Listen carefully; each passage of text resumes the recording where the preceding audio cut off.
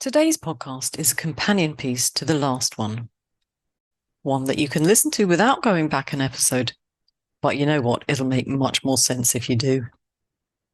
Last time, you see, I talked about a single object haiku, and one of the protagonists in the podcast I put together suggested that all hokku are single object hokku.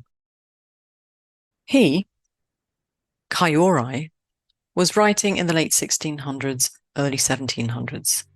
The haiku, as we know it today, didn't exist then. They were often hokku or other verses within the renga. Kaiorai was one of Basho's primary disciples, one of his 10 philosophers, I think they were known as. So I thought, why not have a look at some of the hokku that some of the other Basho disciples wrote and see if their work illustrates the single object. I think I found some terrific poetry to read to you. I hope you're going to agree. I'm Patricia, and this is the Poetry Pea, the home of English language spoken haiku, senryu, haibun, and split sequences. Speaking of which, you are almost the first to know that Poetry Pea has published in print form the very first split sequences journal. It's available on Amazon and as a PDF. Have a look at the show notes for this, the 15th episode of Poetry Pea's 7 series. Of course, if you're on the mailing list, you already know about this. Now, what better reason to sign up, if you haven't done so already, than to be the first to know? Shall we get on with the poetry? Basho had many disciples in his time, from all around Japan. He was, as we know, a great traveller in his time.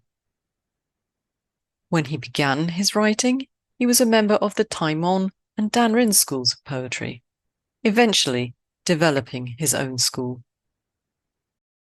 So let's have a little look at some of his disciples' work. Let's have a look at Hattori Ransetsu's poetry. Apparently, our old friend R.H. Blythe thought him to be the disciple who most closely represented the work of Basho. A barren woman coddling festival dolls. How poignant. A barren woman coddling festival dolls. How poignant. That one was translated by Adam L. Kern. Paulownia leaves scatter, crinkle, one by one, on the breeze. Paulownia leaves scatter, crinkle, one by one, on the breeze. Also translated by Adam L. Kern.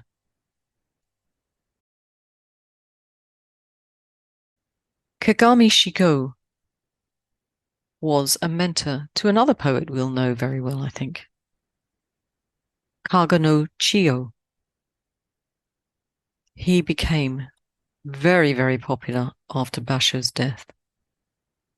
And that probably set him up for a lot of jealousy and malice by the other disciples. It's a tough old world, haiku, isn't it? Here's his poem. Donning a sedge hat, primping before a mirror. Tea leaf picker. Donning a sedge hat, primping before a mirror. Tea leaf picker. What do you think? Toriyavasa?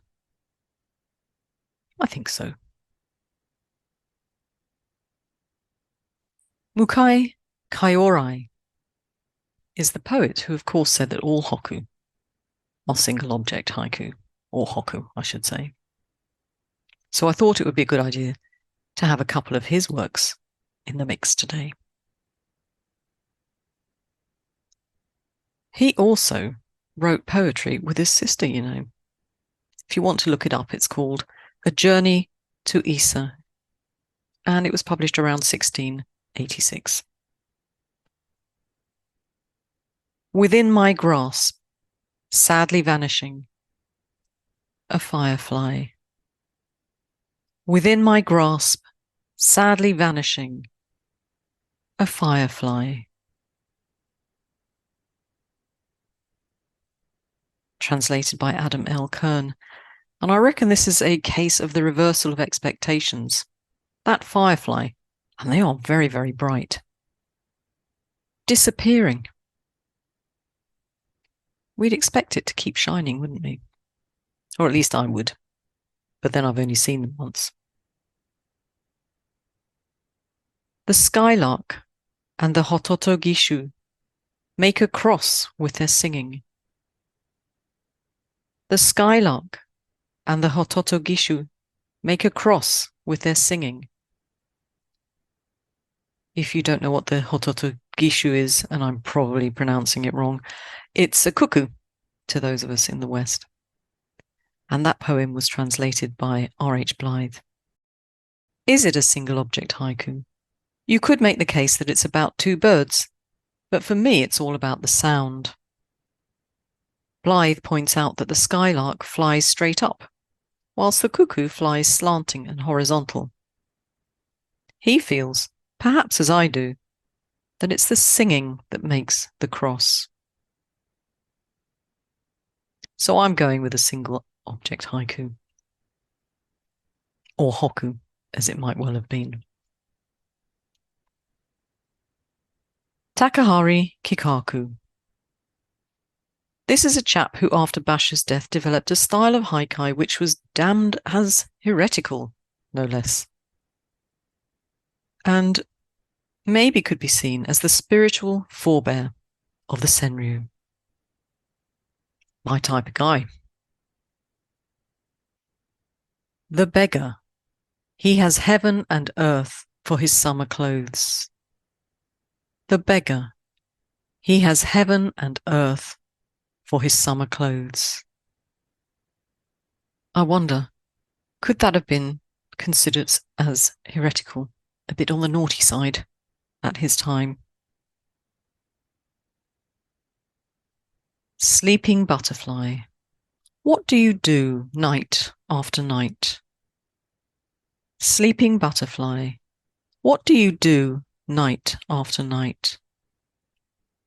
And this one was translated by Hiroaki Sato and Burton Watson. Last time, we didn't touch on the idea of putting a question in your haiku. But I think it works, doesn't it? And now a female poet, Kai Chigetsu. Chigetsu was apparently quite close to Basho. And we also know her as the nun Chigetsu. Each morning a wren comes, bit by bit. Each morning a wren comes, bit by bit. This could well be a sketch from life, couldn't it? I'm guessing many of you have wild birds that are tempted by your bird tables to approach you or your dwelling.